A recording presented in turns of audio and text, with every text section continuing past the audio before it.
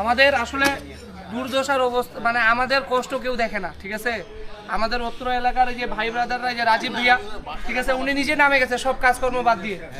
তো এর আগেও একদিন আমরা ঠিক করছিলাম যে পানিটা এখানে জমে থাকে।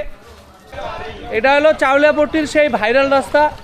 আপনারা যদি মনে করেন যে 2-3 দিনের জন্য মৎস্য চাষ করবেন, এখানে কিন্তু মাছ চাষ করতে পারেন, ঠিক আছে। এই রাস্তার কাজ হয়েছে তাও 30 বছর আগে।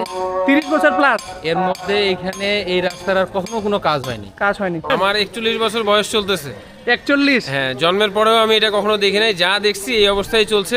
জানি না আমার সন্তানও এটা দেখবে কিনা, আল্লাহ মালুম। ব্যস্ত আছেন? 1 মিনিট কথা বলবো।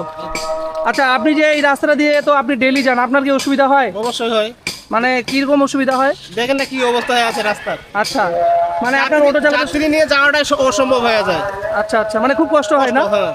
আচ্ছা, 90 দশকে হয়েছে। মানে জাস্ট একটা জিনিস চিন্তা করেন যে একটা রাস্তা 2026 সাল চলতেছে, মানে 2000 সাল থেকেও যদি ধরি 26 বছরে একবারও সংস্কার হয়নি।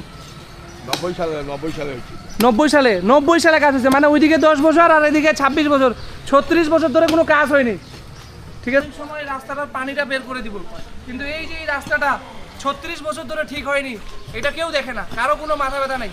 সবাই বাপের সম্পত্তি মনে করে নিজেদের কাজ নিয়ে ব্যস্ত।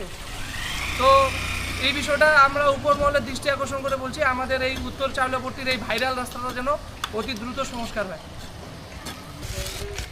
আমাদের ড্রেন কাটার কাজ শেষ। এই যে পানিটা যাচ্ছে কীভাবে দেখেন।